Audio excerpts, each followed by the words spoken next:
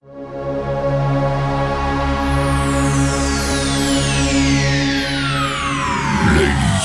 and gentlemen, may I have your attention, please? The show starts in 10, 9, 8, 7, 6, 5, 4, 3, 2, 1, go.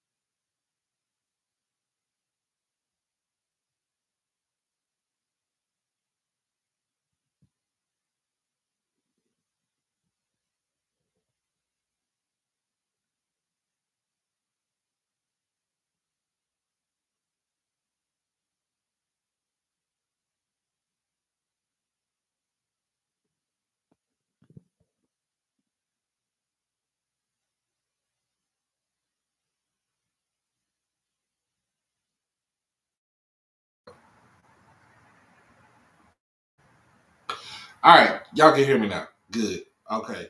I apologize for it. We good now. We good now. Again, like I said, how's everybody doing tonight? How you doing? How you doing? How you doing? Uh, Make sure this is HBCU Tonight, brought to you by HBCU Overdrive. Make sure that you like this stream, comment, share. Most of all, subscribe to the channel.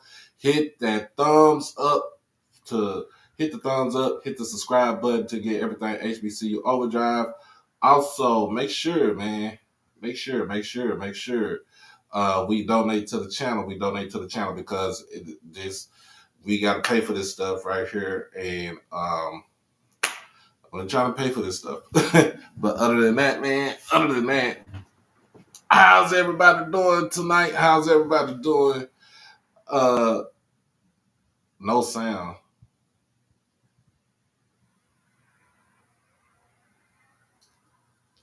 Jesus. Okay, hold on.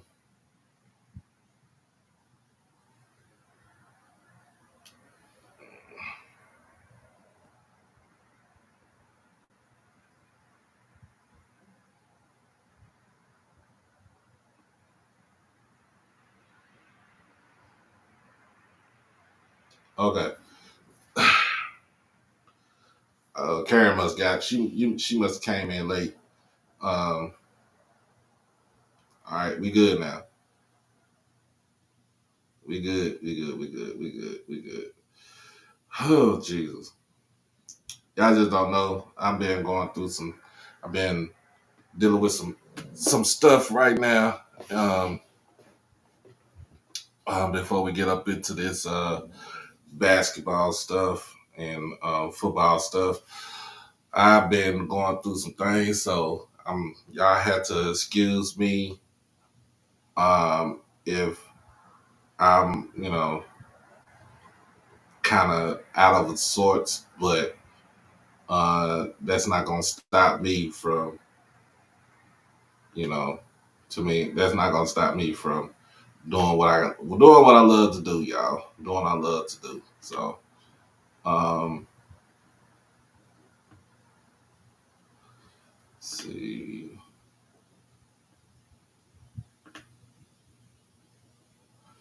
Trying to get my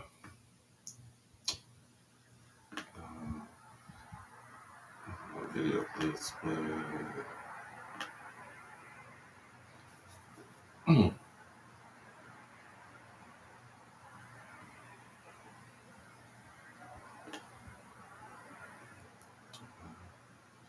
All right. But as always, before we do that, man, all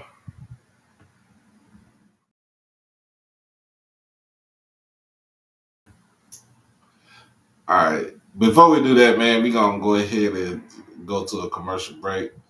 Uh, let y'all hear everything from my sponsor, Merch Sports. So uh, I'll be right back.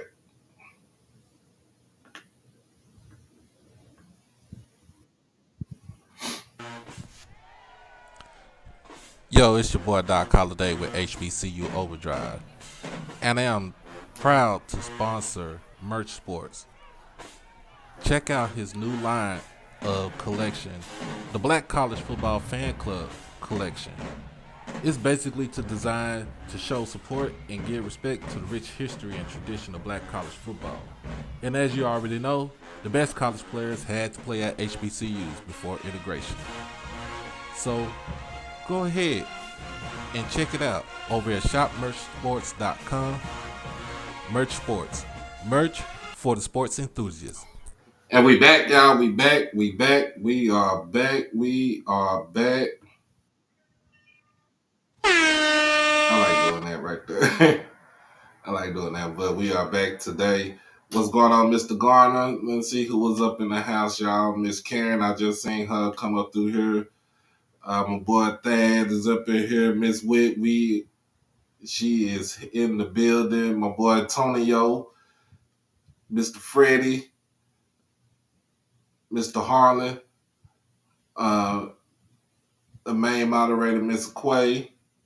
So I just seen Tamona. She posted a message up in here. So yeah, man, we are in the building, y'all. Make sure that make sure y'all subscribe and hit that donation button. Cause we gotta pay for this junk right here. We gotta pay for this junk right here. But anyway.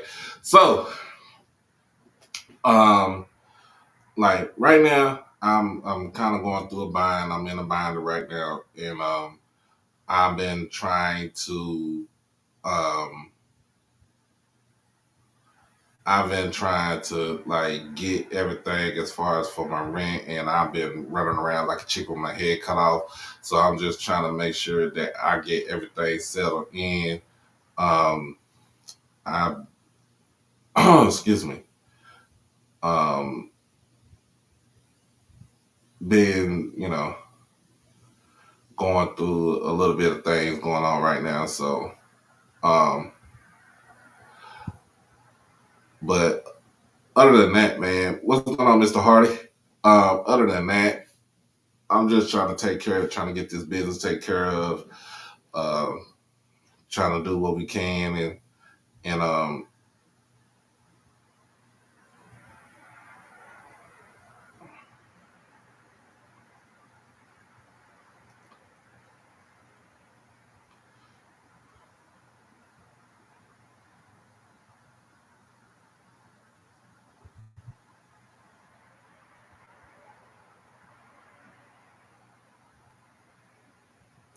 so pretty much that's all I'm doing. Been trying to get all this stuff going on, but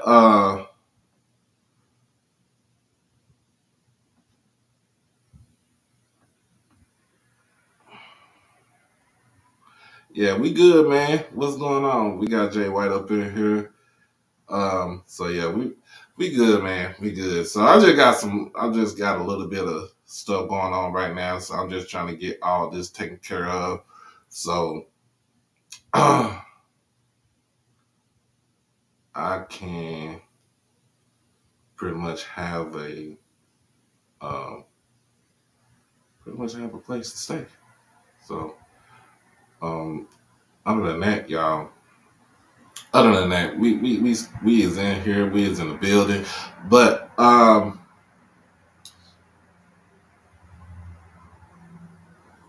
hey man, look. It's a cold plunge that came through. I'm like, I don't know what's going on. I'm just I'm just here. I'm just here. Yes, Cowboys jersey, Oklahoma State. And it's an Oklahoma State Cowboy jersey. It's it's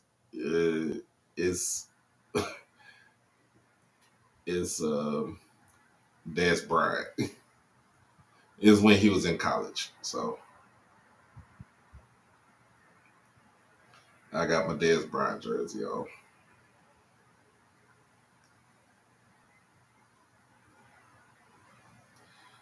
We said freeze and rain next week. Bruh, bruh.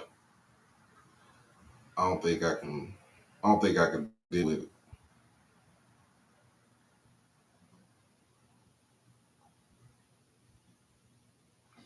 I don't think I could deal with it right now. I don't think I could. I personally, just me. I don't think I could deal with freeze and rain. I've already tapped out on basically just I kind of just tapped out basically on being cold up here. I'm sorry, because I probably had to cuss about 4 or 5 people out just because it was cold. Just just because it's cold. So y'all had to excuse me. But looking at this, um, get to these scores first. First and foremost, gonna get to these scores right here. Um,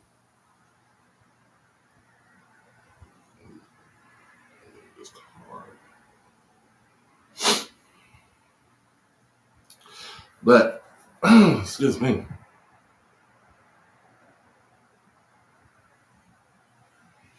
But other than that, man, we just doing we doing good. We doing good. Look, stop.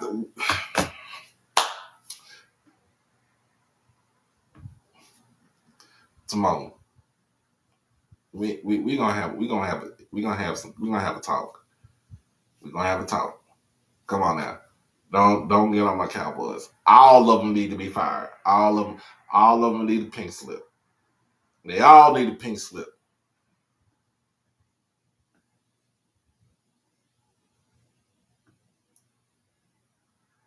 Oh man, it's easy when you're driving in the snow. Mr. Hardy, come on now, Mr. Hardy. Who needs to go first? Tell me who needs to get fired first.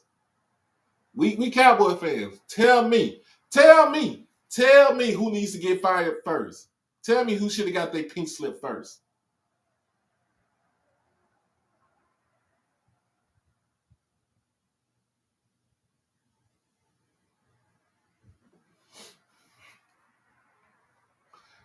Oh, Jesus.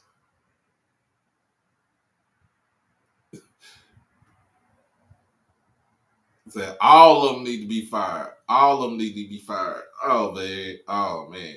But anyway, man, we gonna get into these basketball scores and these sweat. You know, we gonna get into these SWAC streets right now.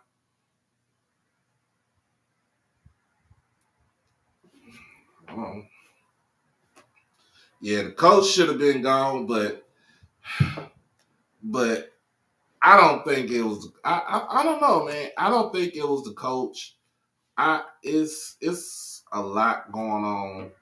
I don't even think it's a lot going on in the organization. I just think that we regressed.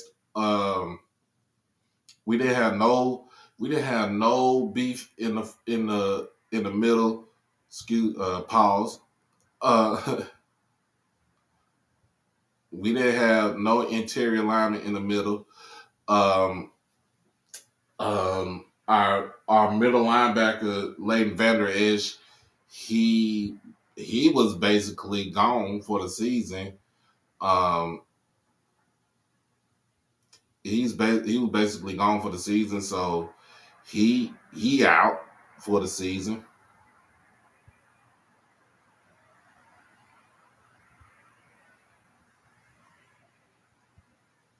So so he was out for the season, and shoot, he don't, and we don't know what his career gonna be like now because the way that he got injured was his neck, and that was a scary sight to see. So we got players that were playing out of position, like Marquise Bell, even though he led the team and he led majority of the team in tackles. He was playing out of position. So um, by that, I mean,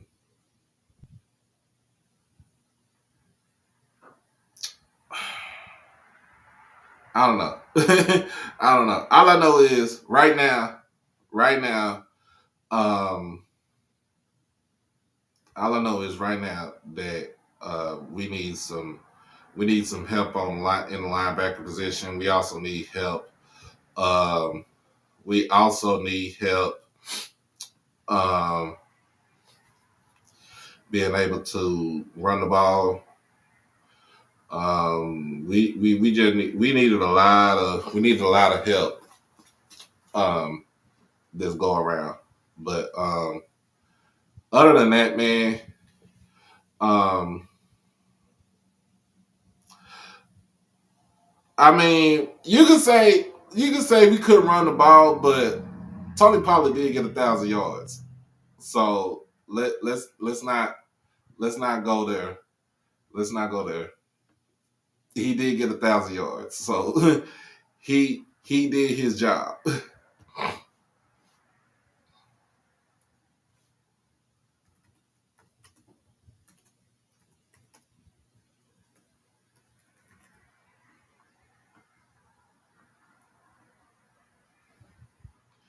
yeah. So look, he did his job. I can't say anything bad about it. So I mean, in a Mike McCarthy offense, you really can't get tough yards in that offense. Like, um, we miss like real on the real, bro. Ed, we do miss Zeke badly. We miss him badly, but at the end of the day, we weren't gonna pay him that. We weren't gonna pay him that money. I'm just being honest with you. We was not gonna pay that man that money.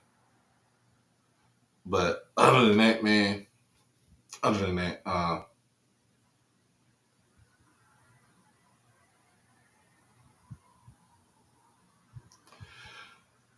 it's good. I Let's get into these scores, y'all. Let me, and I'm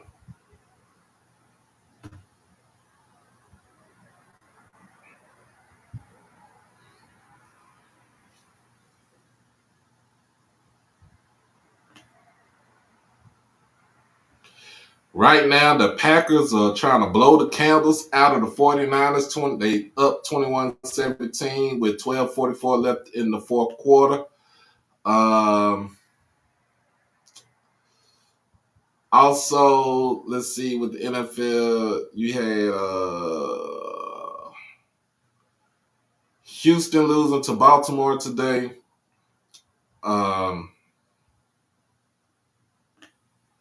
Houston losing to Baltimore today, 34-10. I'm not gonna knock. I'm not gonna knock on y'all. I'm not gonna knock on this, but Houston had one hell of a season with a rookie head coach and a rookie quarterback. They were supposed to be. They were supposed to be down in the dumps. Houston did everything what they were supposed to do with a rookie quarterback and a rookie head coach. For that, man, I give them a round of applause.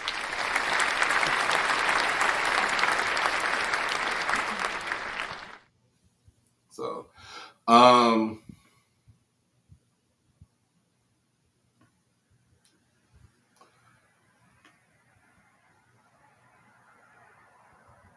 yeah, we did get we did get exposed because he's a strong safety, um, playing like literally playing out of place.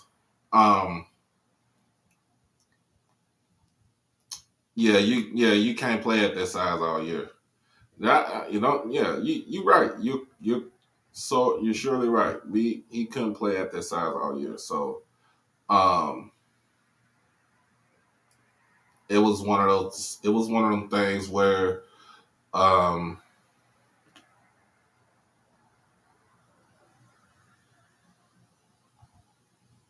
it was one of them things where you couldn't. It just couldn't. We couldn't stop the run. We couldn't stop the run. But we are. We was. I mean, we lived and died about. Lived and died by. Trying to stop the pass also too. Yeah, they got a ton of cap space. They got the franchise QB for cheap for the next 4 years. Yeah, they're gonna take advantage. I don't think the McNair family is gonna let that go by. So I know they're gonna add some pieces to the defense. So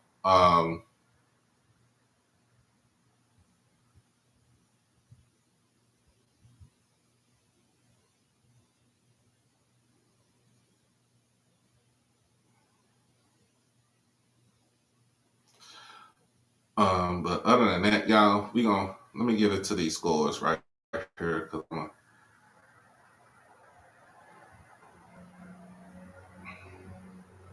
get into these basketball scores. So I really want to start on the women's side first before we do that. I'm gonna start on the women's side, and then we're gonna make our way to the men's side. Uh,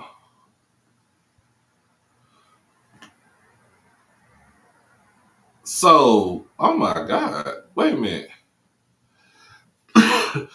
Why nobody didn't tell me? What's going on, Dr. D? Why nobody didn't tell me that Colorado women's basketball team is #1 in the nation right now?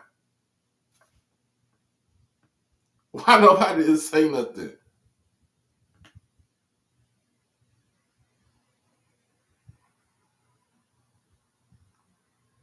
Oh, they're not #1 in the nation. I'm tripping. Take that back. They're not #1 in the nation. I looked at that wrong.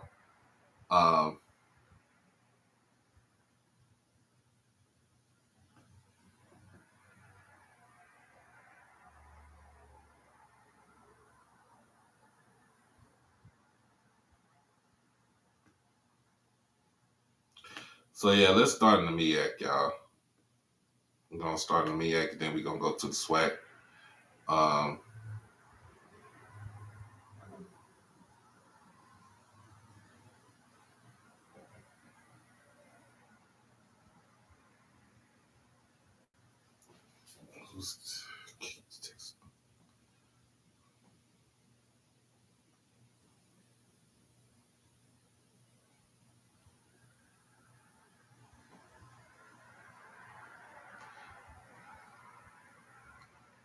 All right. I won't be able to do the Zoom meeting tomorrow because I'll be at work. But I'm gonna listen to it and I'm gonna watch it and I'm gonna give my 2 cents on it. Share screen.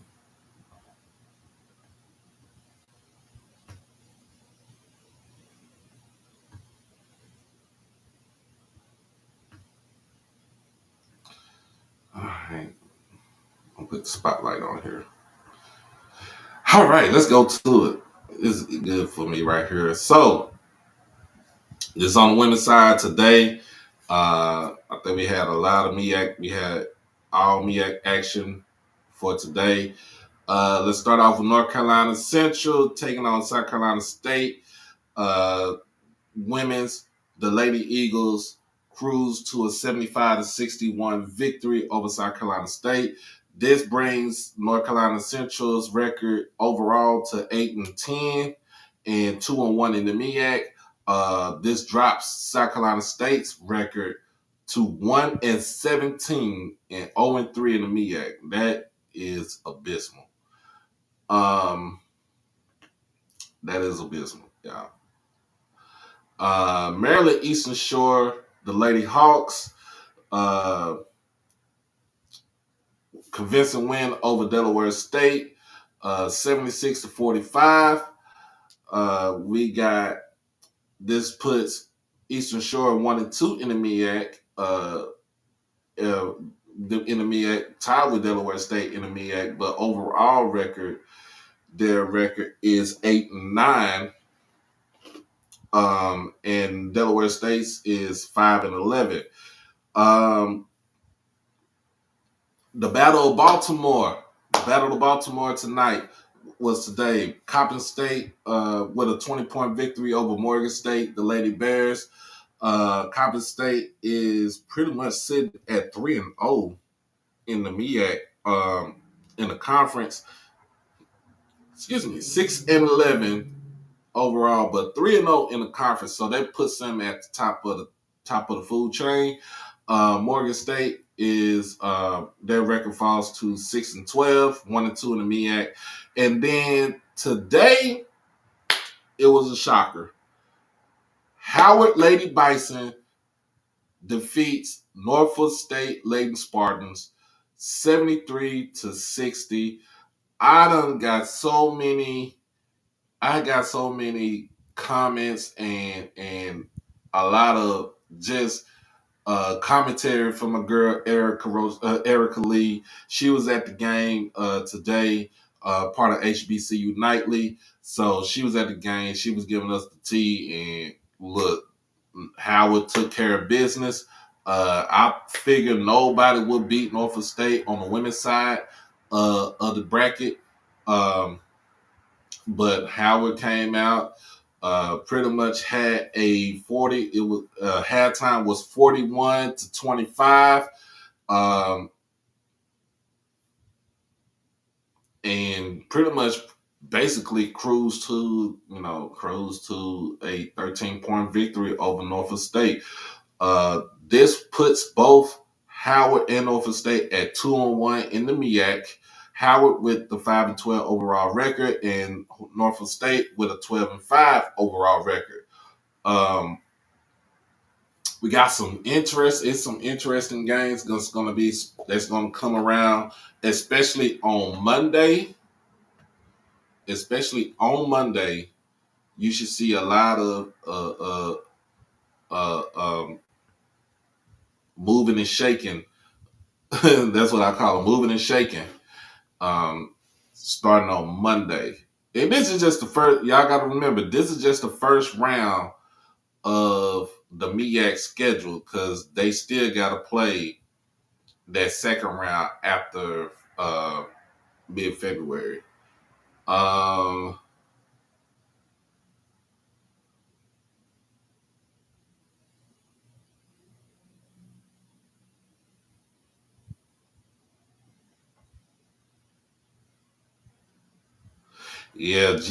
Green Bay about to upset the Niners. If they can keep the score the way it is.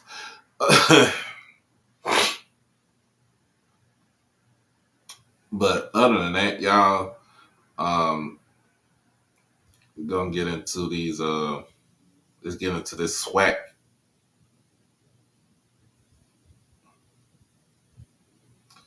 Let's get into the SWAC standards.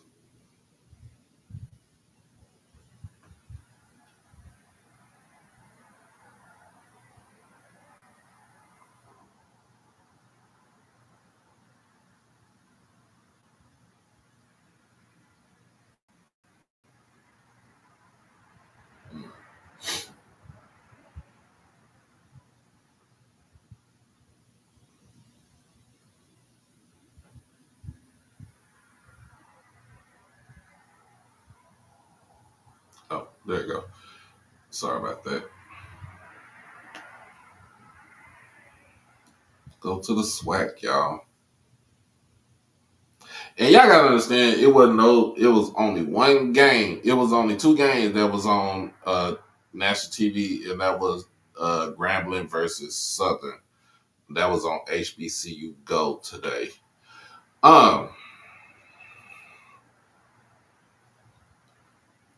First and foremost, let's start off at the bottom of the map. Down in Itta-Bena, Mississippi, Bethune-Cookman comes in. This is the Bethune-Cookman Lady Wildcats. Have one of the best overall records. They come into Itta-Bena, put a 19-point drubbing on Mississippi Valley, 76-57. With this win, this put Bethune-Cookman at 2-2 in the SWAC, 11-6 overall. With the loss for Valley, this put them at 1-4 in the SWAC, 2-16 overall, with a 2-16 overall record. Down in Lorman, Mississippi, over at the David L. Whitney Complex. Yeah, excuse me on that. Alcorn comes out victorious over Texas Southern, 69-51. Miss Brown for Alcorn was the leading scorer with 16 points. This puts Alcorn at a 2-2 record, also in the SWAC. Also with Texas Southern, with this record, that puts them 2-3 in the SWAC. Alcorn with a 4-11 overall record right now, and Texas Southern with a 3-13 record overall. Let's get to it right here. Over at Pine Bluff, let's go to Arkansas. FAMU Lady Rattlers go to Arkansas, and they come out with a loss to the Lady Golden Lions of Arkansas Pine Bluff, 85-62. Look, y'all know that loss, that one loss in conference, it was, to me, I felt like that was a fluke. It was a fluke. So the coach Thornton got these girls rolling. They come out with they're 3-1 in the SWAC, 8-9 overall. With FAMU right now, 2-13 overall and 1-3 in the SWAC. We go to the Bayou Classic, the first round of the Bayou Classic on the hardwood. We got Grambling coming in with a 24-point victory over Southern University, 69-45.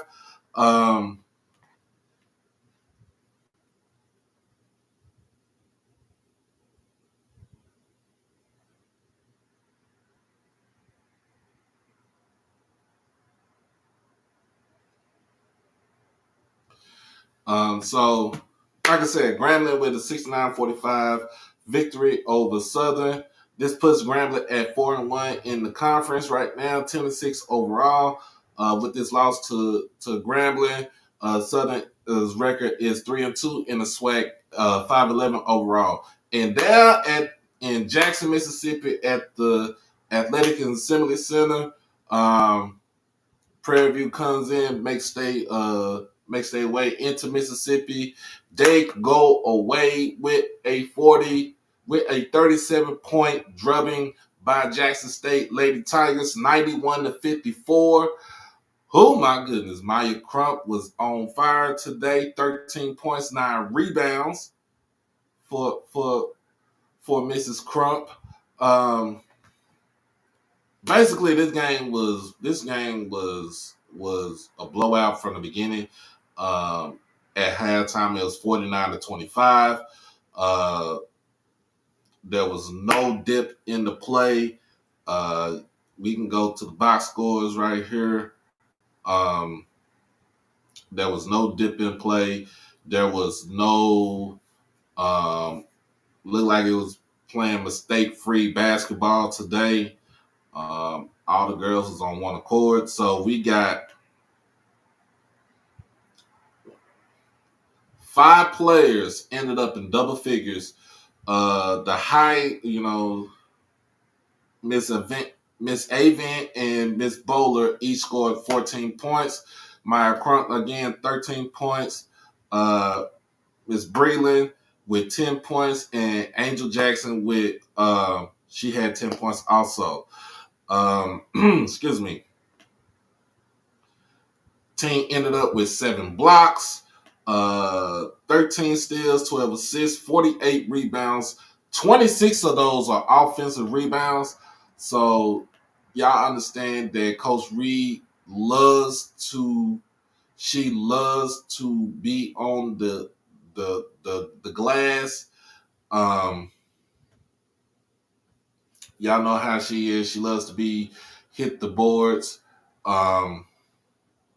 That is what she does. That is her calling card.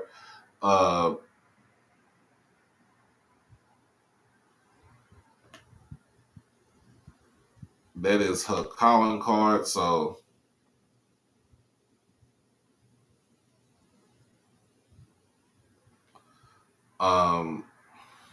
it's just a lot. I mean, I'm just telling you, it's a lot.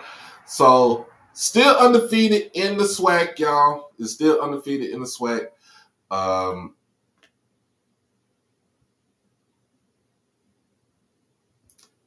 We don't know what's gonna happen. But I will tell you, it will be a good game coming up on Monday. So y'all tune in to that. Tune in to that on Monday. So let's get into the men's. Let's get into men's action. Let's see. Here we go. And we're gonna start in the MEAC as always. We're always gonna start in the MEAC. We're not gonna veer off anybody, anywhere else. And then we're gonna look at the standards and see how this plays out. Excuse me.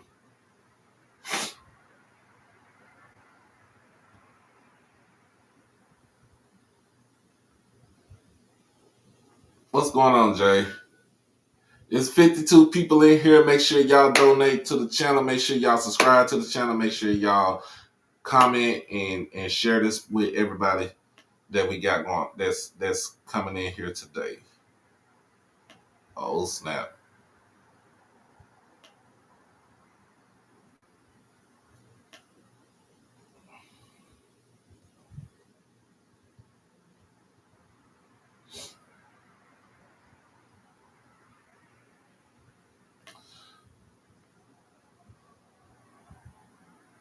to start the MEAC right now.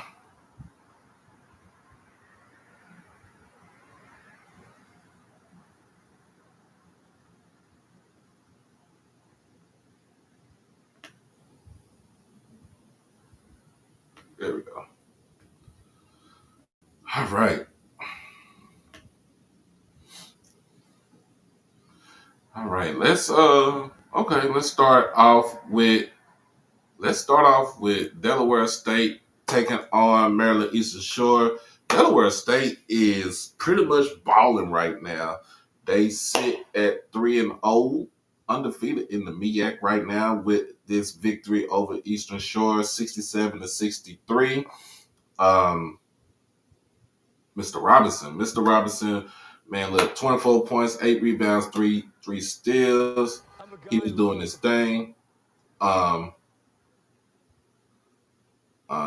can't really say too much about this, but Eastern Shore drops down to 4-12 overall, 1-3 in the MEAC. This puts Delaware State still at the top of the MEAC with 3-0 record, 10-9 right now. Overall record. South Carolina State takes on North Carolina Central. I think this was an upset right here. Now this was an upset. It is from what I'm hearing, what I heard about my guy, it is a tale of horrors when you go to Orangeburg and play South Carolina State. This game ended up with SC State winning 71-68 against North Carolina Central. You know what? Let's double back here. Sorry about that, y'all. This game ended up being a barn burner today against Central. And it's not likely that Lavelle Moulton takes a team down to Orangeburg where they don't come out with a victory, or they do come out with a victory and it's close. What are we going to do about our Cowboys? Shoot, I don't know.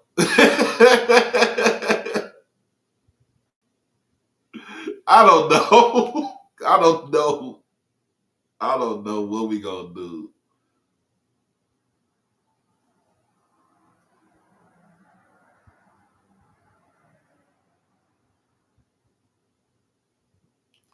I don't know what we going to do. I'm a parking gate and I'm all out of whack. Hold on. I need to turn this off. Anyway, but it's a house of horrors when you go down there. So they come out with a 3-point loss. This drops them to 10-8 overall, 2-1 in the MEAC. Let's go to the Battle of Baltimore right now. We got Morgan State defeating Coppin State 89-86. Both teams are 1-2 in the MEAC right now. I'm not about to torture this man's name right here. Mr. Udema Adu. He had 24 points and 7 rebounds. Like I said, I'm not about to try to butcher this man's. I don't want to butcher this man's name.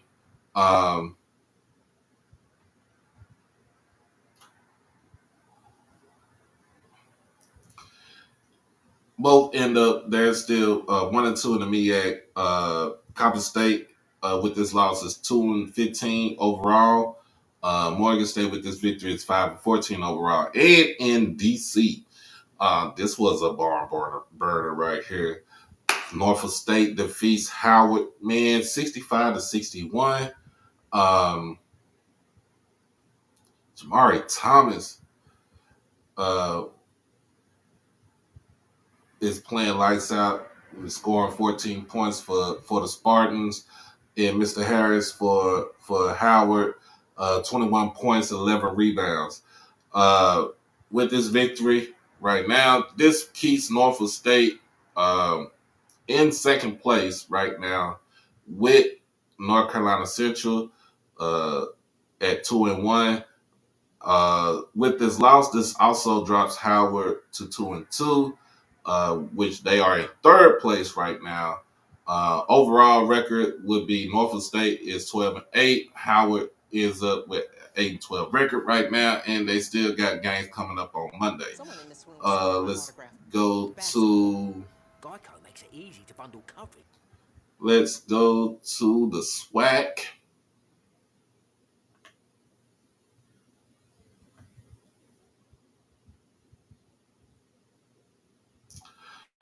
All right, we are in the SWAC right now.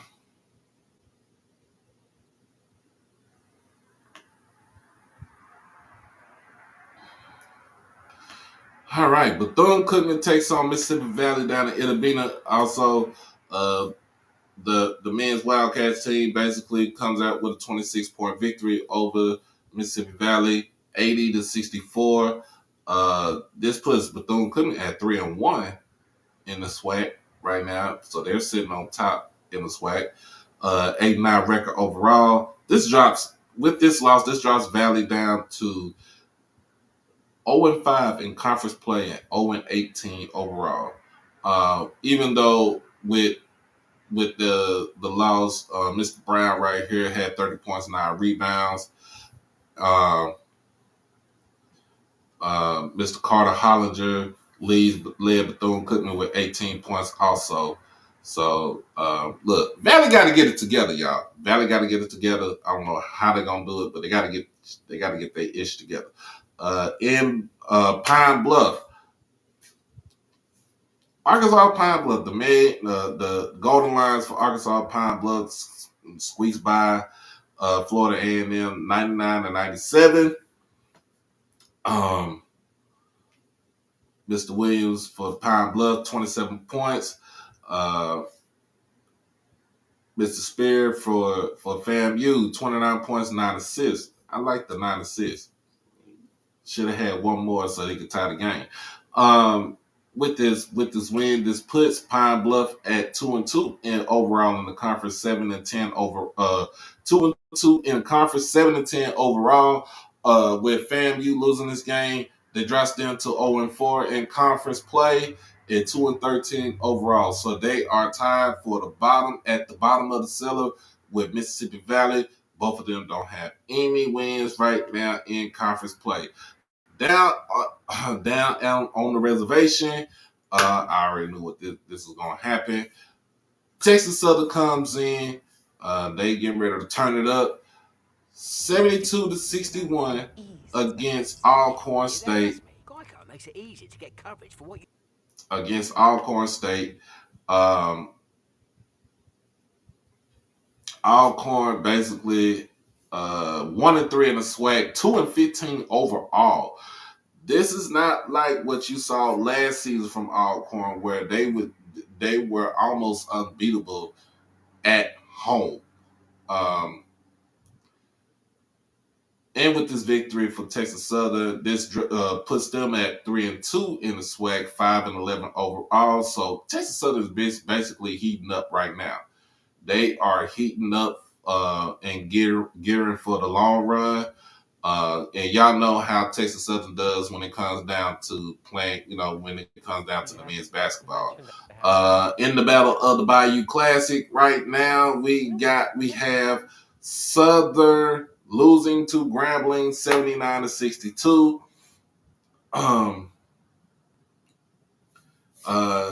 Mr. Dozier for Grambling with 27 points. I'm not about to butcher this dude's name for Southern, but he had 12 points, 8 rebounds. I'm not gonna do that. I'm not gonna butcher his name on on my channel. But this puts Grambling at the top of the SWAC right now, 4-1 SWAC record, 7-11 overall.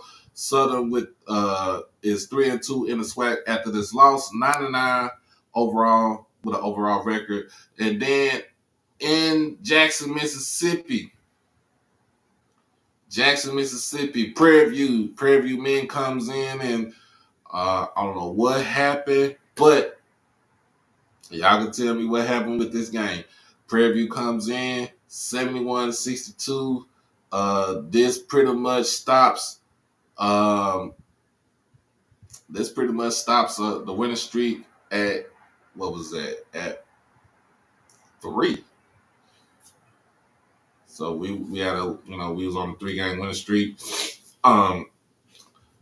Jordan O'Neal, man, is a man amongst boys. 21 points, 10 rebounds, 3 blocks.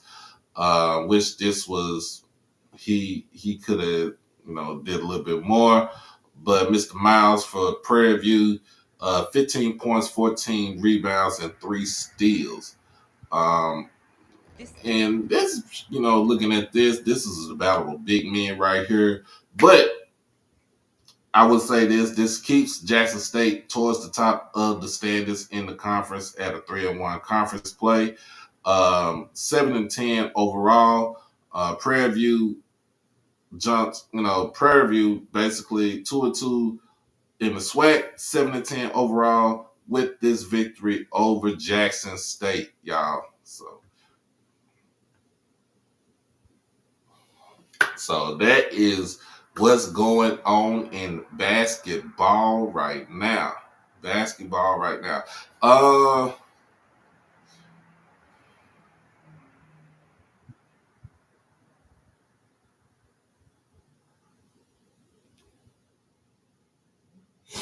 Let me see what's up right here.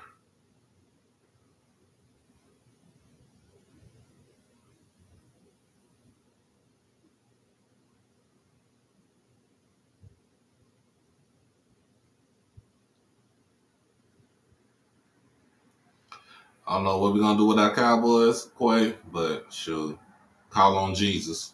That's all I got to say.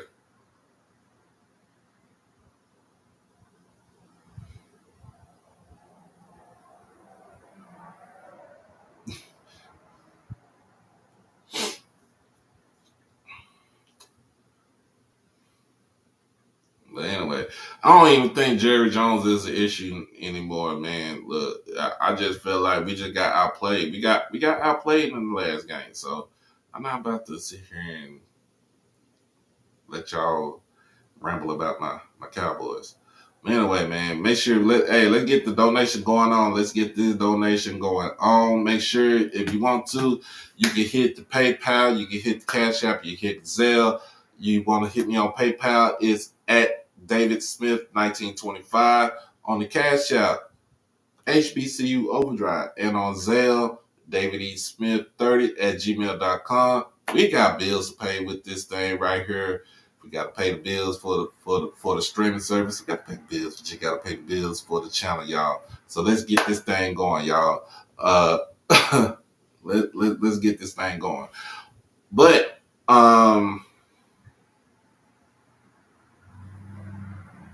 I would say this.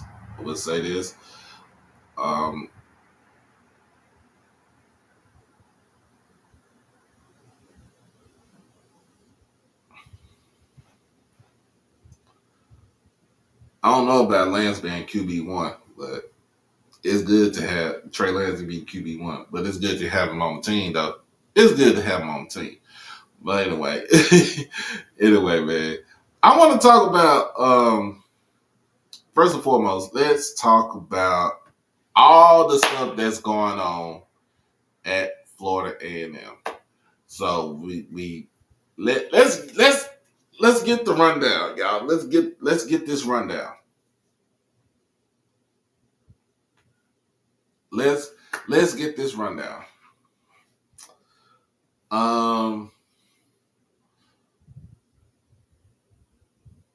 So we have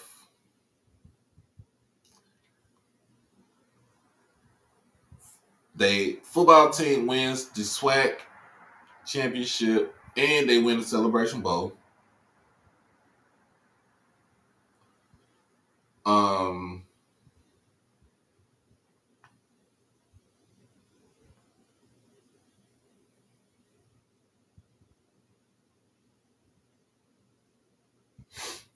Hold on.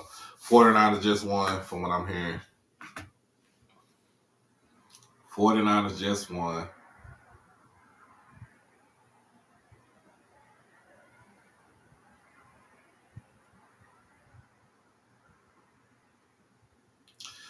Woo!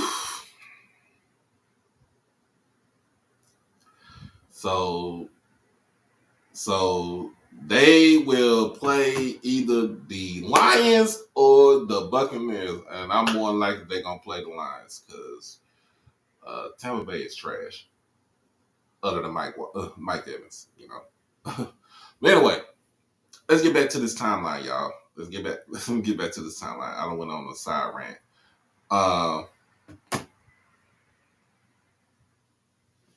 FAMU wins the SWAC championship and the Celebration Bowl in December. All right.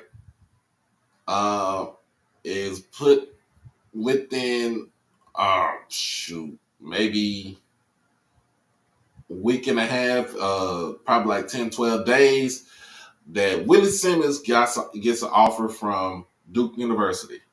All right. We know that right there. New Year's Day, Willie turns in his resignation and says that he's going to take the money and go to Duke, become their running backs coach, which puts a void right now in the eyes of the Rattlers. So they are still in a search for a head coach. Now, let's get down to it. The alumni raises over, from what I'm hearing, where in a 36-hour span raised over $100,000, which is good, which is marvelous. This is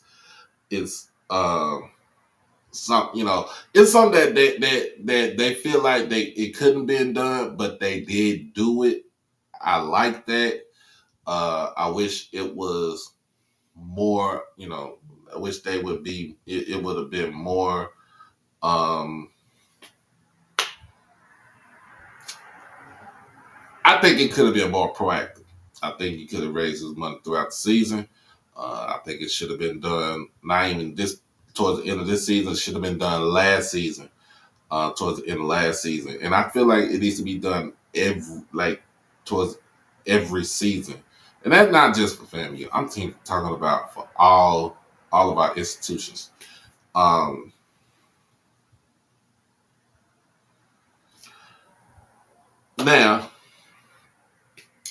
AD Sykes, she's like, look, I got somebody that can come in here and coach this team. But a lot of the, you know, alumni, and there's a lot of alumni who watch this show. They say they want Roll. They want Billy Roll as a head coach. Players say they want Coach Colsey as a head coach. You know, even Ryan Smith, who's the defensive coordinator, he, you know, try to put his name as a head coach. All right.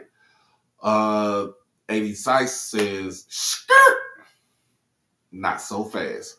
So she goes in, she throws a curveball up in the whole thing, and she says that I'm going to pick Sean Gibbs.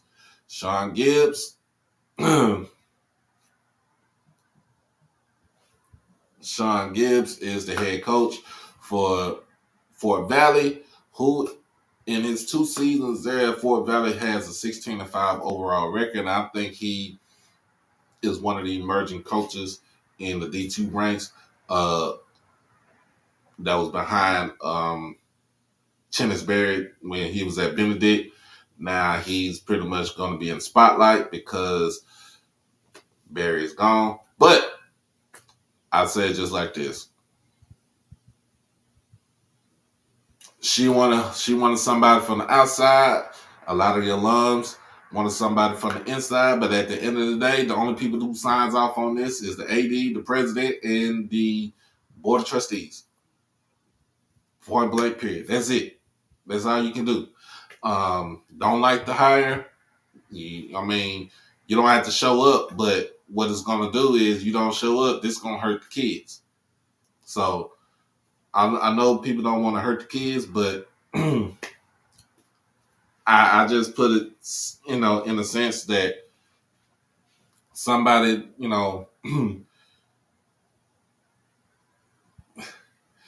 I don't think she's gonna be gone within 30 days, man. I don't think she's gonna be gone within 30 days. I can't see her being leaving out in 30 days. So, and if she gone in 30 days, y'all, FAMU gonna be right back in the same situation they was in before then. It's something that they can't escape. That will be if you let this woman go or she leaves out, this will be your 20th. 20th. 2-0. Your 20th athletic director in what? 19 years? Come on.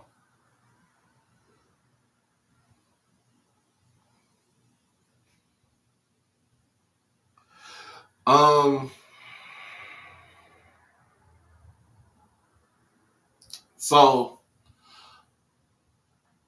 it's like, look, it's just a whole, to me, this is just a whole shit show.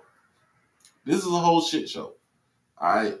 And not only is it making FAMU look bad, it's making everybody else in the conference look bad. It makes even our rival down I-55 look bad. And we talk bad about them all day, every day.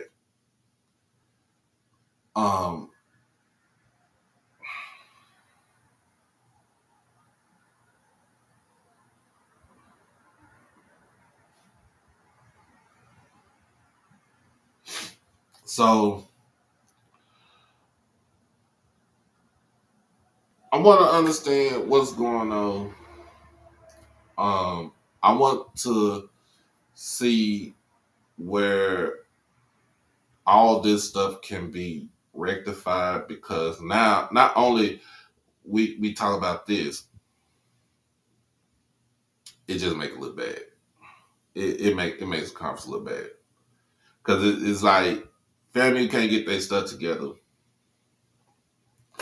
It's like people gonna look at that and they're gonna look at all of us.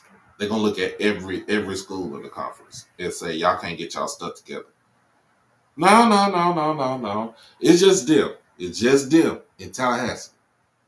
We got our ish together, but it's just the way it's gonna be perceived. And that's the reason why I say that's it. There you go. With, because there's too much messy stuff going on. And so what I'm saying is it's going to make it. That's the reason why I say it makes it look bad. It makes the whole conference look bad. But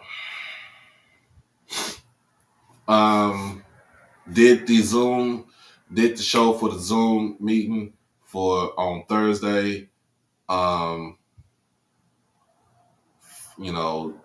Got a meeting coming up tomorrow. Zoom meeting coming up tomorrow at 3:00. Like I said, I'm going to watch it and then I'm gonna listen to it and watch it. But also I'm gonna give my 2 cents. So when I come on here tomorrow night, I give my 2 cents about where everything's gonna be at. But then I get this, clip. I get this clip from Mr. Campbell. So I get a clip from Mr. Campbell, and it's like I'm trying to figure out what's going on. I'm trying to figure out what is going on in Tallahassee, and let me see if I could play it.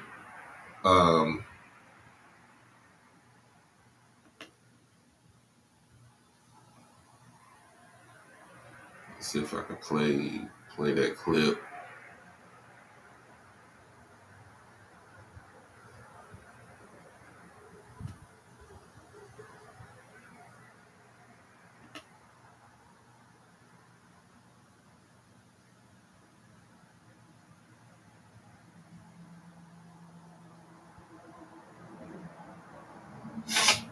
Let me see. So, sorry about that, y'all.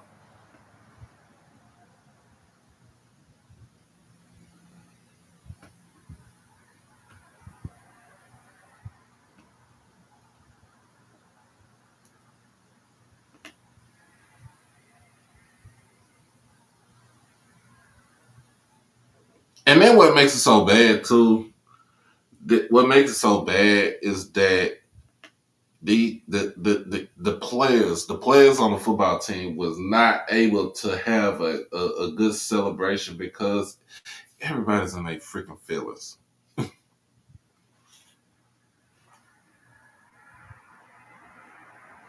Everybody's in their freaking feelings.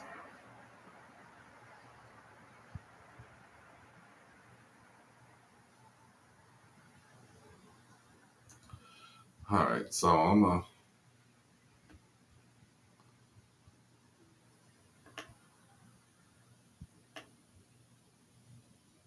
put it at the minute 10 mark if this is it.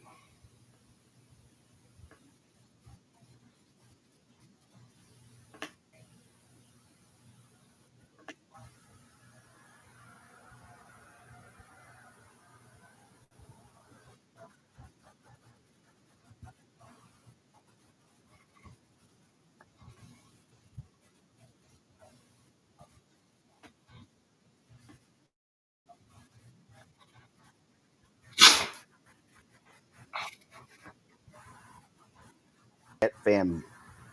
But then he told a story about this young lady, Shoria Johnson. Shoria is a top bowler. She's a bowling scholarship.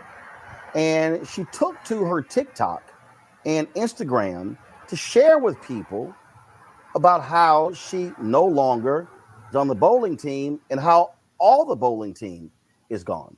So according to Shoria, she won honors as a bowler of the week. I mean, she's a very good bowler, and so she responded to an email from her head coach with regards to practice or something along those lines, and she responded that she was focusing on her finals.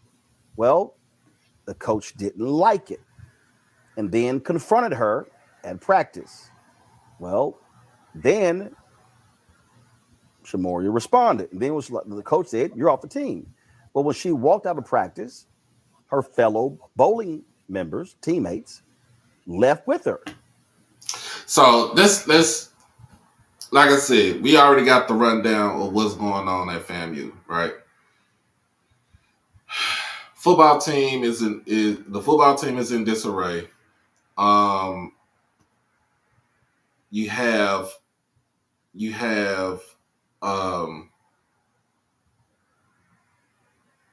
the AD wanted to do her, trying to do her own thing. You have the alumni saying that they have no confidence in the AD. But now you got coaches getting poached out of your spot, going up to the mountains to be with Dion. You got other coaches in-house fighting. I won't say fighting, but kind of trying to put their name out there to say, I can lead this team. I can lead this team.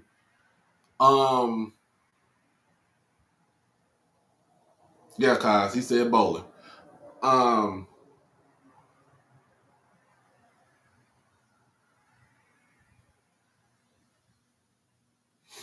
So now you get this whole situation with the bowling situation, y'all. You get this whole issue with the bowling situation. And if anybody want to come up here, I'm about to send in this. I'm about to send a copy of this.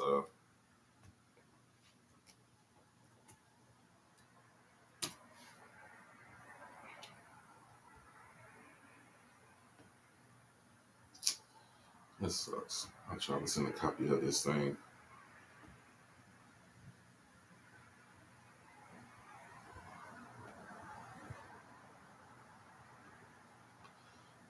also comes. All right.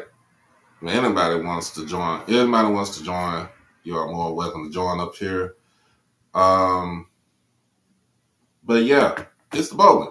So you kind of have to listen to it and just kind of watch and listen to it and get where all the confusion, I won't say the confusion, but everything, all the gist of the whole thing and why this is on the forefront right now. As a result, they got rid of all of their scholarships, and they brought in a whole new bowling team of walk-ons. Shoria Johnson Jones is right now on Roland Martin Unfiltered. Shoria, glad to have you here. And so, what's crazy to me, so you said, I want to focus on my finals, my finals. And so, what was the coach asking you to do? Devote more time to practice and skip studying? Hi. Thank you, first of all, for having me on here. Basically, what happened was it was dead week. So it was the week before the final week of classes. We'd come back from Thanksgiving break vacation, and typically how it goes in the previous years with our previous coaches, we would have dead week and finals week off so that we could focus on studying for our final assignments and final projects. Because at Florida A&M, a lot of my colleagues and myself included, we don't just have finals week exams. We have final projects, we have group projects, we have papers that we need to turn in before actual finals week. And so the week before, on November 29th, the week of November 29th, my teammates were texting the coach and letting her know, hey, I have this project, I have this presentation, I have this study group, I won't be able to come into practice. And for the rest of my teammates, she told everybody, okay, no problem, good luck. But I texted her on November 29th and I said, hey, coach, I won't be able to come into practice on Monday, December 4th, because I have 2 final papers due that I will need to work on. Unlike the rest of my teammates, I got no response back. I didn't get a text message back. And instead, she sent us an email where she was stating that we needed to manage our time better, and being a student athlete, we should be able to balance our schoolwork and our academic work. So having homework or studying is not an excuse to miss practice. And when I read that email, I felt a little bit anxious because I knew that I needed that time to work on my final paper. I am an English major, so it is quite a bit of work. So I responded to her email, and my intention was to emphasize that I really prioritize my academics, and seeing how this is the #1 public HBCU, it's a very rigorous academic setting. And so I ended the email saying that I would prioritize my academics as a student athlete. And I also referenced one of the rules from the women's bowling team rules, where it stated that being a student is the priority. That was the only bolded rule on the rule sheet. And I didn't get a response to that email either. Instead, I just was dismissed from the team. So another thing I kind of didn't like is the fact that, I mean, understandably so, that even if you, I mean, sport is a sport. I mean, we say it's a student athlete, but at the end of the day,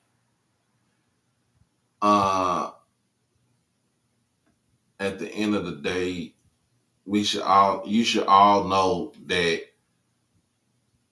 education is supposed to come first and nothing else. Education comes first, your sports and everything else comes second. I'm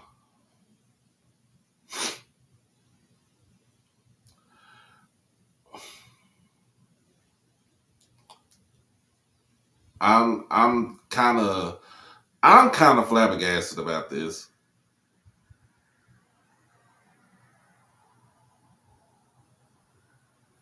I'm kind of flabbergasted. I'm just flabbergasted about this because of the fact that we are in 2024 and we still trying to prioritize being an athlete over being a student.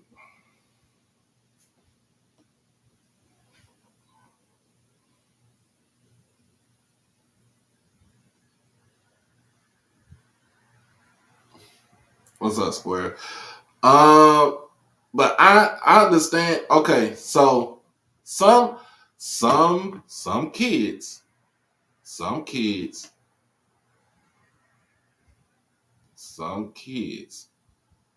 can maintain. They can do all this stuff and maintain. Okay, your child is in, like, I understand. So your son is in a band. You say he's in mental excellence in a fraternity, but he maintains over a 3.3, and that's cool.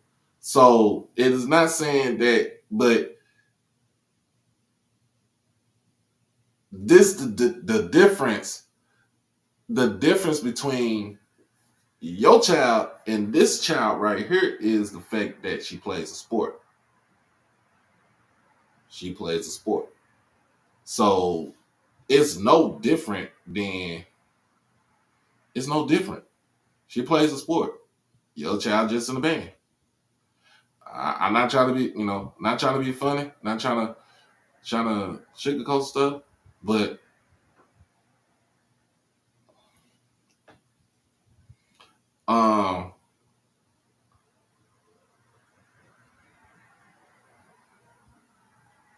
like, for real, the school's always going to be the priority. It's the same shit. My uncle, my aunt, my mother, my stepfather, my grandmother, all of them took heed with me. School is always going to be the forefront. School is always going to be up to par. It don't matter. Like, understandably so, sir, Mr. Harris, if your son was like, look, I'm tired right now. I got to study. I got this, that, and the third. But understandably so, he's in the band. He's doing this. He's doing that. Sometimes you got to you have to prioritize what is the most important thing. And to a student, the student is being a student is the most important thing overall. It don't matter. The band gonna be there.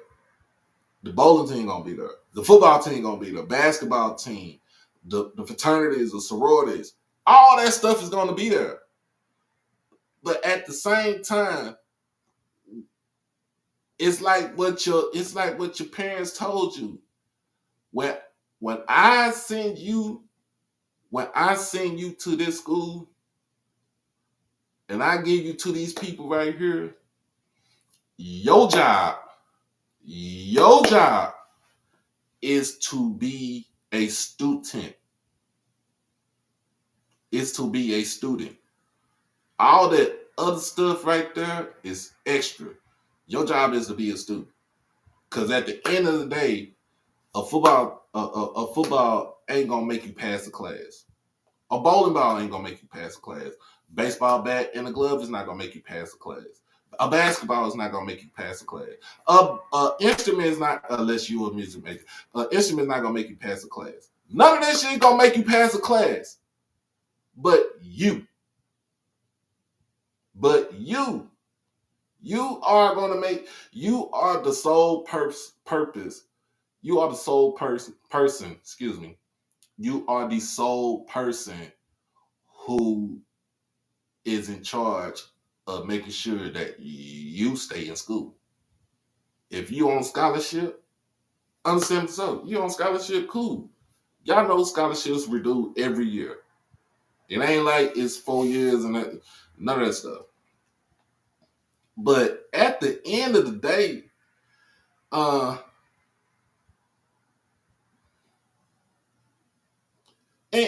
it's good. It's good. Mr. Harris be cool and everything. I get on you about UAB. You get on me about my Tennessee Volunteers for football. Water on the bridge. But at the end of the day, we could tell our kids so much stuff. We could tell our adult kids so much stuff. I could tell my adult daughter so much stuff right now. But at the end of the day, it's on her how she goes about doing what we, is at the end of the day, it goes by what she does. Because I don't try to interfere in her life. I don't try to interfere in my kids' life, except for my 8-year-old, because I will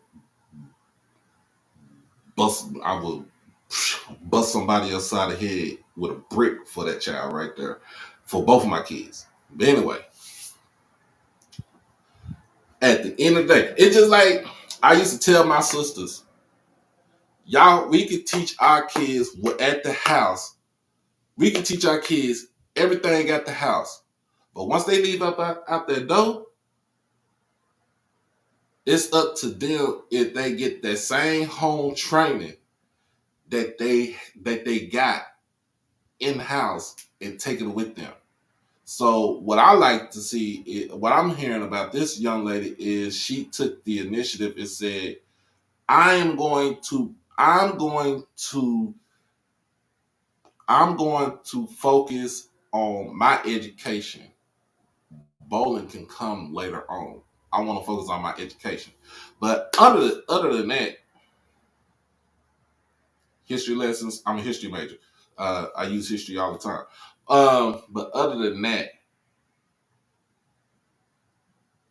the deal about it is this: when her teammates found out that she was no longer on the bowling team, they staged a walkout. I don't want to go through too much on Roland Martin stuff, but they staged a walk-off, and they were like, we're gonna ride behind our teammate. That's what being a teammate is.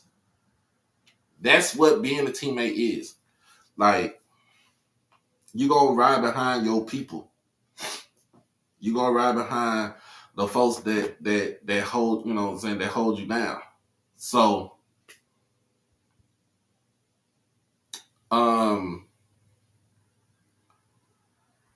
it's just that, and then, but the thing about it is that now, not only did she get kicked off the team, but her fellow teammates got their scholarships taken.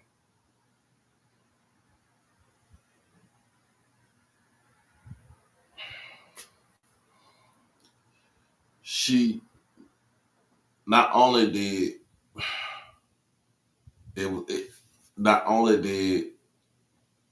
she didn't lose the scholarship, she just got put off the team. But they said the scholarship would get ready to go.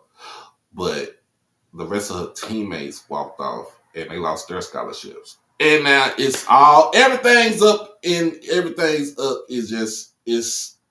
just shit on top of shit on top of shit on top of shit on top of shit that is going on at FAMU right now.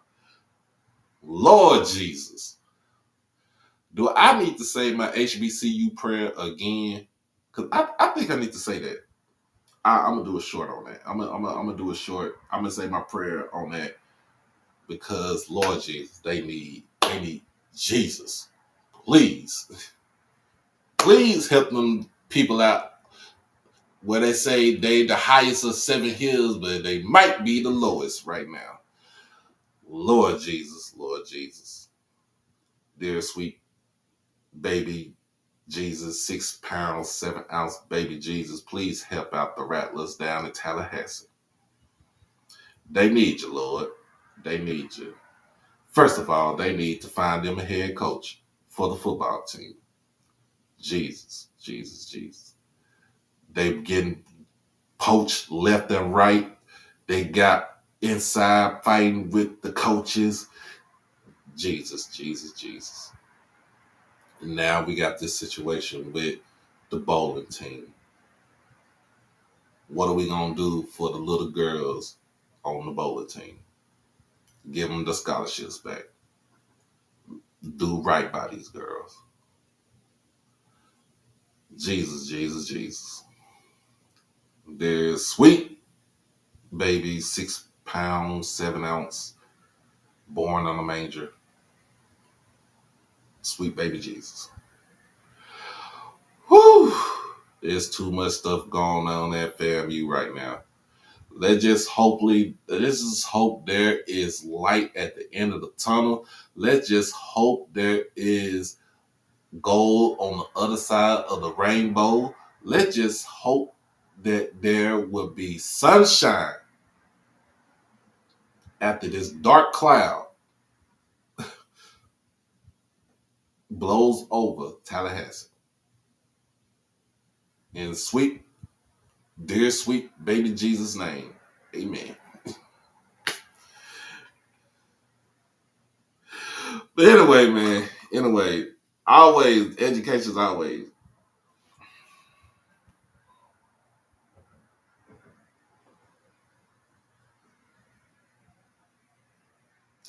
And that's understandably so too, EA. That's understandably so. But guess what? If that was my kid, I don't give a damn. If they say they want to play, if they say they need to do a paper and they gotta have it in by a certain time, I'm gonna say you make that decision. And it better be it should be the best decision that you make. I ain't gonna make it for you. The coaches, I'll tell you like this. If they got a problem, they can tell I tell the coaches, kiss my ass. My child is gonna do what they're gonna do. If it's time to basically go to class, go to class. If you got a lot of stuff going on with your class, go to class. It's always going to be time management. It's always time management. But it's so much time in a day that you have where you try to do everything within a day and you really can't. I mean, it's all about time management and everything. But I'm just being honest with you. If my child called me and said the coach is doing this and that and the third, and he's telling you you need to prioritize practice and playing before education, they'll get a call from me. They will definitely get a call from me. And the first thing that's going to come out of my mouth is, Coach, your motherfucking ass ain't doing a damn thing for my child. If my child say they need to go and study, albeit they're gonna go and study. You can't control what a child wants to do as far as their major. If the child wants to be a physics major, let him or her do physics. Leave them alone. But as long as they pass the class, it shouldn't be no problem. But I promise you, if a coach came to me and came by my kids, like my baby girl, I will tell you this: education always gonna be priority number one. I don't give a damn what you say. I don't care what you say. That's not being. I've been in that situation, big and bad. I've been in that situation. I have been in that situation. It doesn't matter. It doesn't matter. Education is always going to be top priority. It's always going to be top priority. See, and that's where we get all mixed up. This is where we get all mixed up with confusion about playing a sport that's supposed to be freaking fun and also getting your education, because it's the gateway to other things that's going to be important in your life.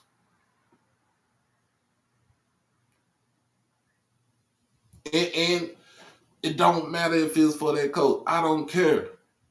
It doesn't matter. The coach, I promise you, the coach can't whoop me.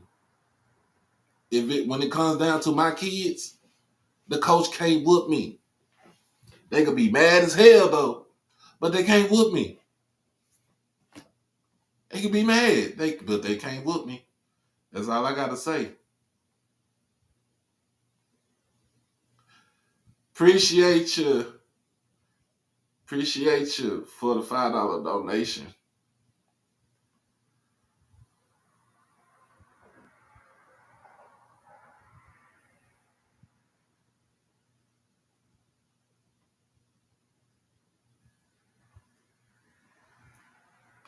As always, appreciate you. Appreciate you, EA, man. Hey, EA sent me $5, man. Let's get the donation going, y'all. Let's get the donation going. But at the end of the day, man, and coaches dismiss athletes all the time. Guess what though?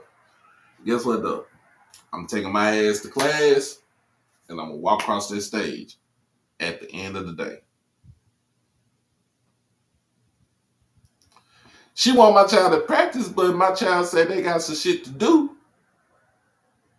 If they got stuff to do, it's not.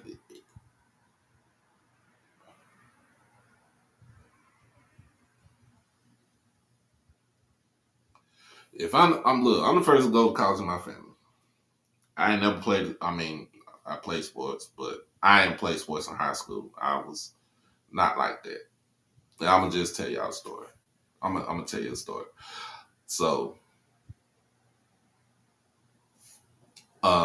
being the first generation in my family go to college, my mom was like, you can still be a college student. You can be a college student all day, every day. Doesn't matter.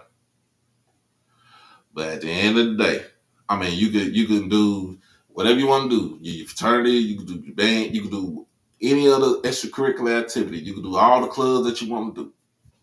But at the end of the day, you are a student first.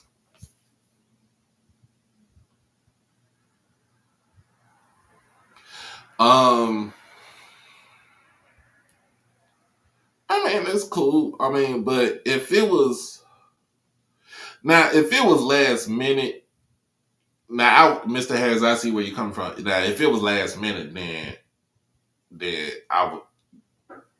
You kind of have to pump brakes on it.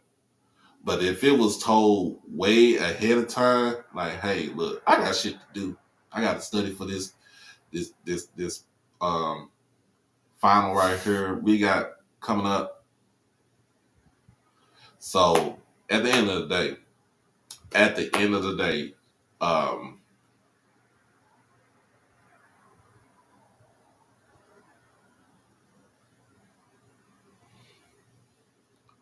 hey, it ain't my fault. Hey, you got the job. You got the job. You got to figure that out yourself, partner. You got to figure it out yourself.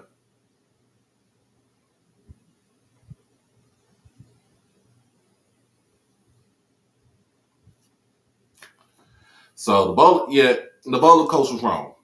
The bowling coach was wrong. So this, like I said, this puts a dark cloud, and we're not talking about FAMU's defense.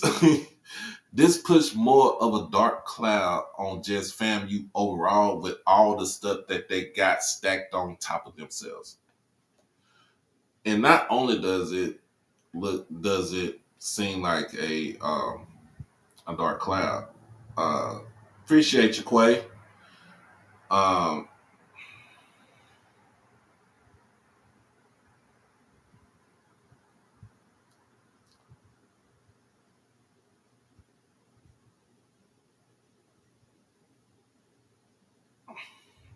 not only does this just keep like it's, oh my goodness, it's just like it's a never ending story, y'all.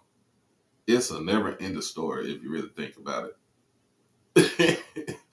You go scam you, plain and simple, scam you.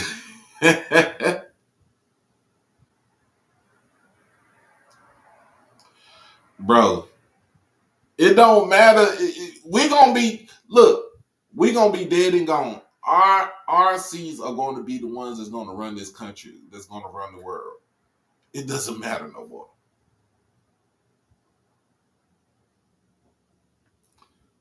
So the bowling team was in dead. If the bowling team was in dead, dead period.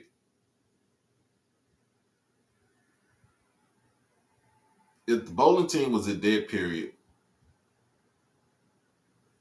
so finals and prepare for end projects. Basically, this should have been null and void.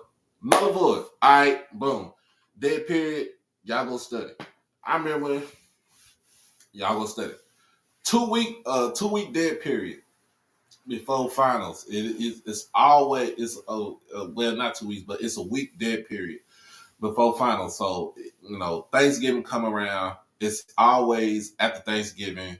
You got dead week right there, and then the following week you got your finals. So.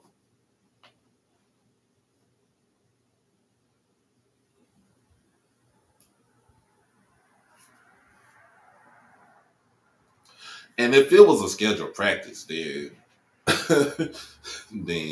I don't know what to tell y'all.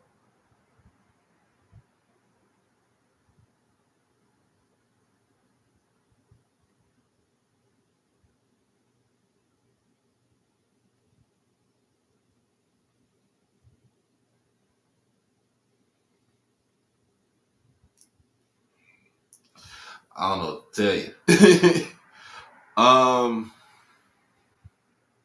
It's just one of them. Like, it's just one of them things, man. It's just one of them things. They got a deep history, y'all. FAMU has a deep history of a lot of things that's self-inflicted. If you get what I'm saying.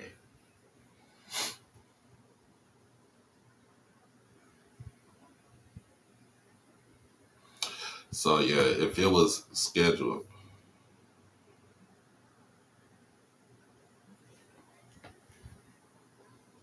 But anyway, man, like I said, this is just a dark cloud. Like, in the end, and I'm not trying to be funny because, look, FAMU think they rival, but, man, they ain't nowhere near being a rival with us. But at the end of the day, hopefully they get their coach, or hopefully they get all this stuff squared away. Because, like I said, this is making our conference look bad. It's too much stuff is going on. And I thought the Texas Southern situation was bad. At least they rectified their situation, even though it still looked bad because of what happened with Fred. But it still looks bad. It looks bad.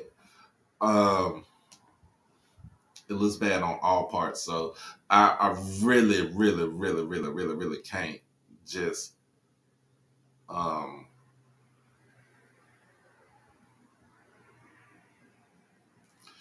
really can't just put everything. But in a sense, it makes FAMU look bad. But like I said, what I'm saying is the perception. The perception of, because FAMU is getting all this, it's just receiving all this just bad press and news and stuff like that. Because it's going to trickle down. It's a trickle down effect. It's always going to trickle down. Well, y'all need to get y'all stuff done. And we got to play, and we got to defend ourselves like, nope, that's on them. Nah, but in the eyes of everybody else, it's always going to look bad on on everybody.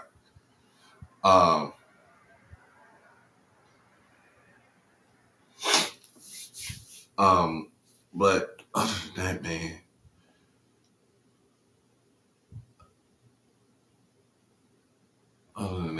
but we hour 40 minutes. But anyway, that's enough of that because that I just said my prayer for these folks right here. If you want me to say a prayer, send $20 more. But anyway, man, look,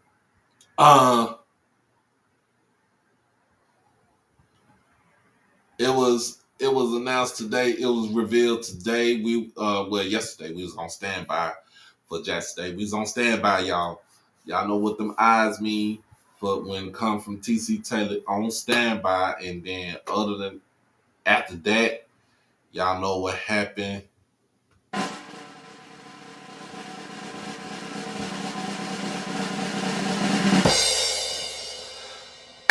Javancy Jones is coming home.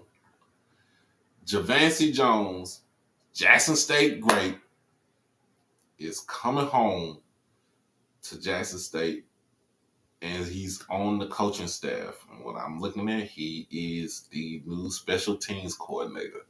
We talking about a guy that was at Louisville High School in Louisville, Mississippi. He was the defensive coordinator, and I'm talking about this man right here had a team that was balling out there. We talking about probably about 5-6 shutouts in this past season, just this season alone.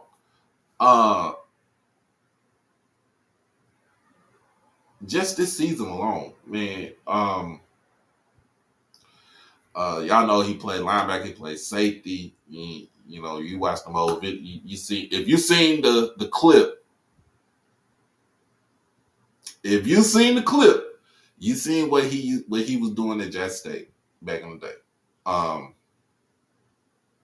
You see what he's doing back in the day at Jackson State. It is a good thing. It's a good feeling to have him back on the yard at 1400 J.R. Lynch Street. But it's also a bittersweet time that Coach J.O. is now he has left to be the appreciate your Uncle said.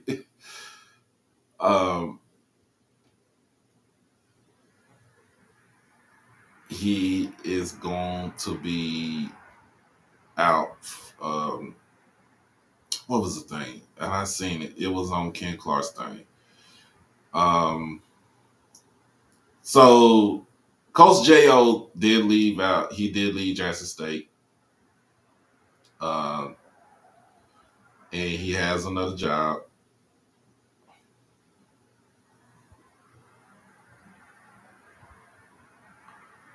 Let me see.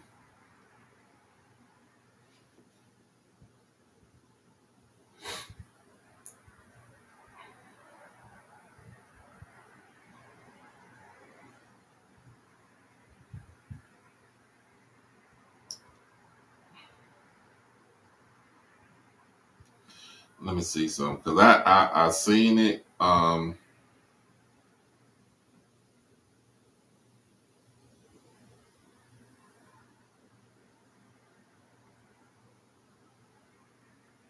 Yeah.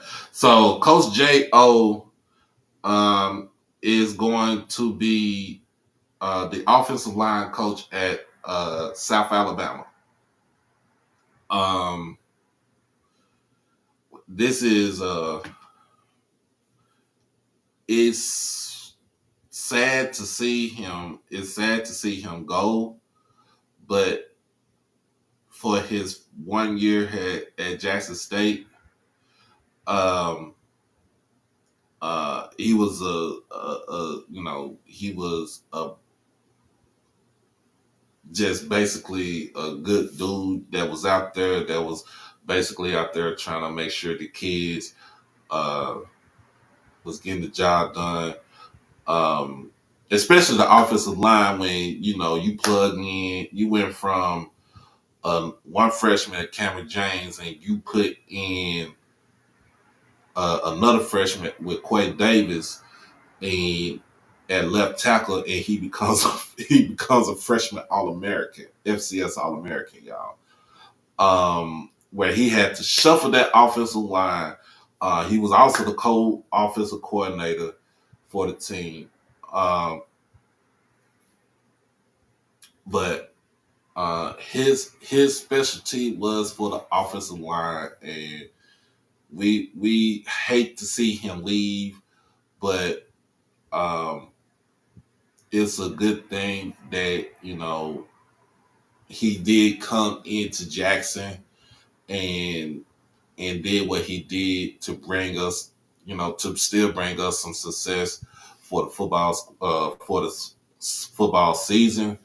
Now we're on the, TC is on the he on the horn trying to find the offensive, trying to find a co-offensive coordinator and offensive line coach. So hopefully we'll find somebody suitable for that position right there. If you know somebody that can coach, and I ain't talking about Ed Reed, fuck that dude. If you know somebody that's looking to be a coach in the SWAC on the FCS level, man, and they got the guts, the gumption, they got the job to do it. She said somebody already said they got one. Stand by.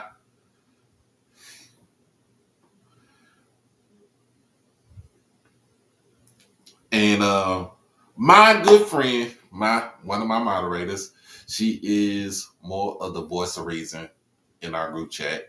Miss Brandy, she has started her campaign where she's saying, bring Fred, bring Big Mac to the Jack.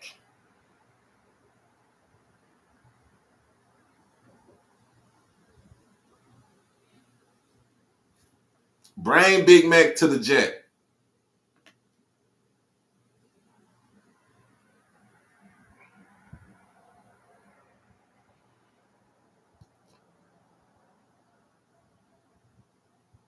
That's right. Coach O did. Coach O, I forgot. Coach O did was an offensive line. Hell, I mean, if he coached offensive line, shoot, that's still good right there. Big Mac to the Jack. Bring Big Mac to the Jack. But anyway, man, even though we lost the coach, we gained the coach, and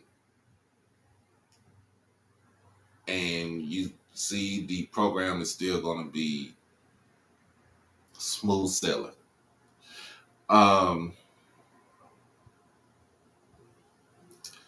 So now, also tomorrow. So like I said, tomorrow when I be back on tomorrow night, we'll go through early signing day players, even with some commitments coming up, because y'all know February 7th is around the corner. It's not that far. We got to see what's going on, and I went on for the schedule. Yeah, we still need a QB coach. You're right, Mr. Freddie. We still need to do QB coach.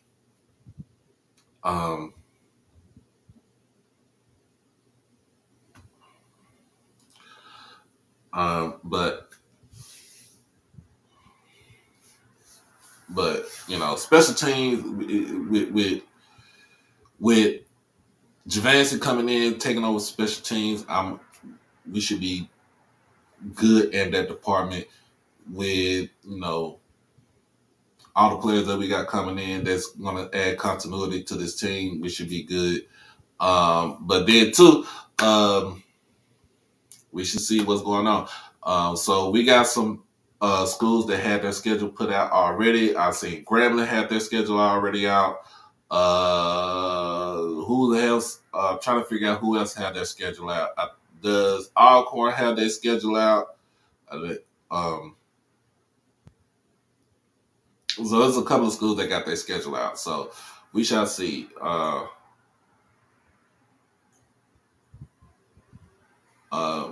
And you know, Javancy, like looking at him, he is what QBs has Fred developed. Let's see, Triggerman, Aaron Allen, John Gibbs, trying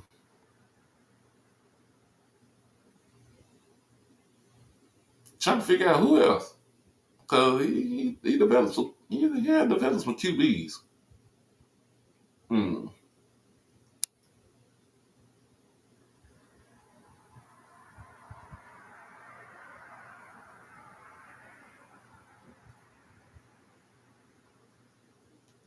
Who we feeling sorry, bro? Who we feeling sorry for? Why we can't look? Why we can't have compassion with Fred? Fred needs to get his. He need to get his retirement from the state of Mississippi, so he's still on the clock. What other way? What other way for him to get his retirement than to come to the Jack and help us out? What other way? Who is? I mean, you just hate now, bro. You just hate now.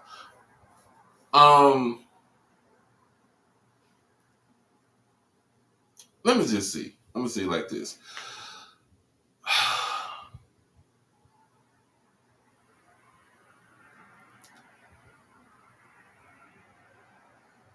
It would be good for him to come to Jackson. It would be good for him to come to Jackson to develop the QBs that we have on our staff. We got some exceptional QBs on our staff. You know, that's on the team. It is good for him to develop them.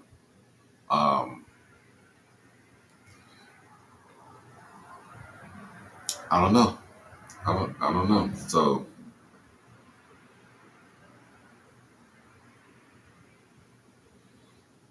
I really don't know. But other than that, y'all,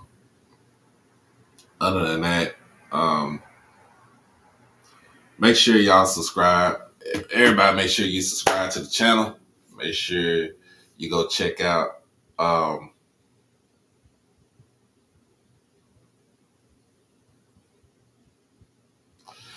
make sure y'all just check it out. Check out all the replays from season 1. Check out the replays from the beginning of the season 2 to HBCU tonight. Trying to get some things going on with my cohorts over at HBCU Nightly. So make sure y'all go and check us out over there when we have our pretty much our live show on Wednesday nights at 7 p.m. Central. Also go check out HBCU Hoops Weekly with my bro Herb Seward III, Live for Hoops, HBCU Pass. Make sure you go check them out on Friday. This is all within the network HBCU Nightly. Check out my boy Banks and Dave. They got their own show coming out on the network. Be on the lookout. Might have my own with them. Besides from what I have with myself.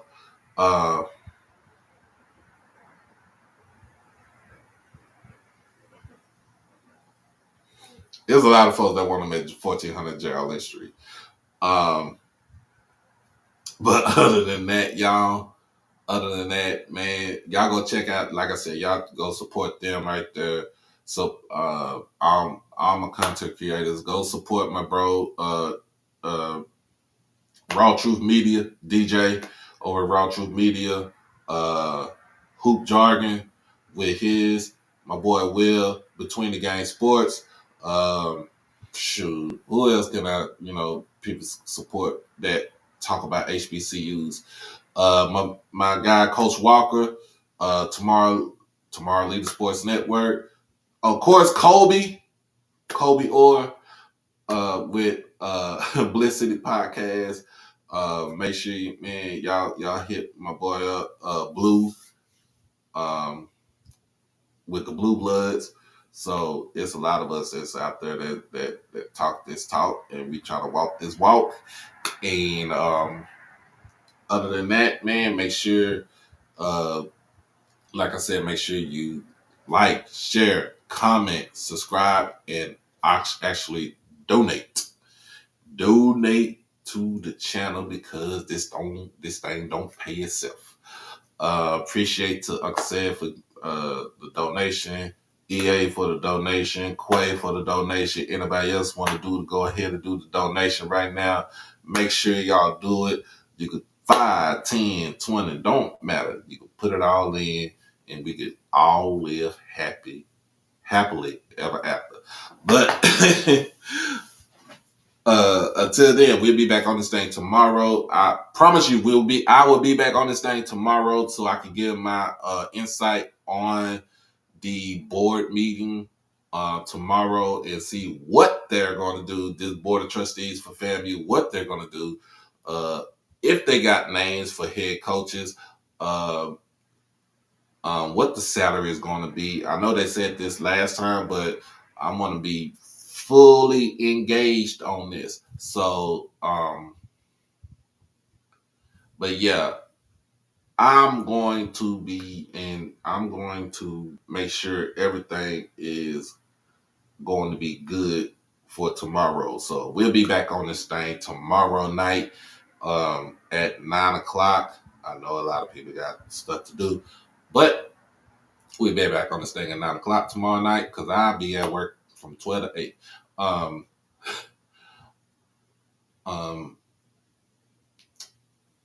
Then after that, we got some midday stuff coming up on Monday and Tuesday, and then Wednesday, take the break, and then again, see what my schedule is after work, Thursday and Friday. But after that, man, it's all up from here, y'all. Like I said, we got things to do, got people to see.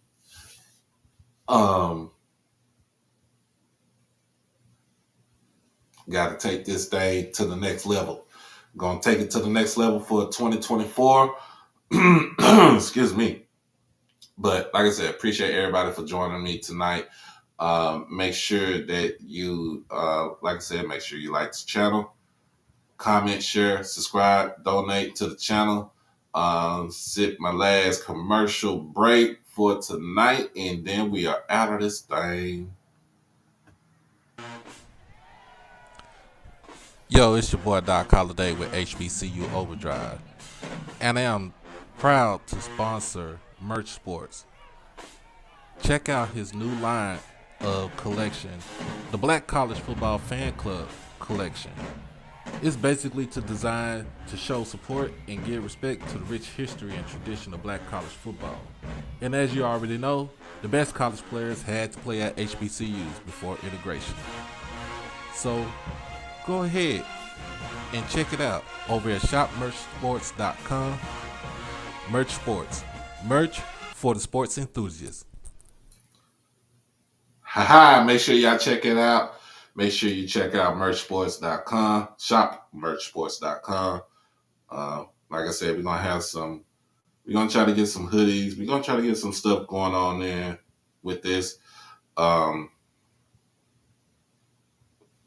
So make sure y'all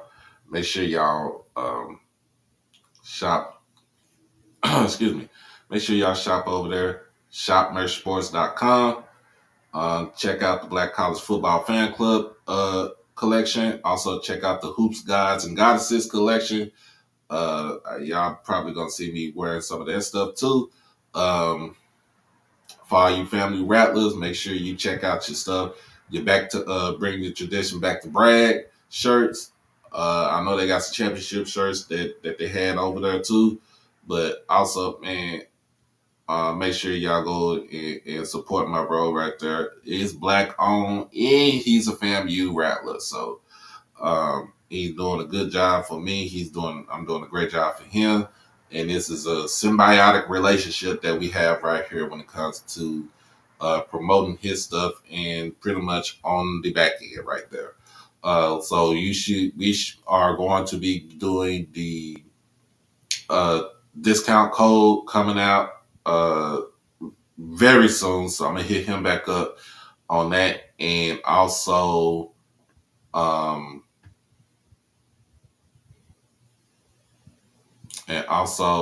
trying to get some other things going on. But as always, y'all, y'all already know how we do it over here.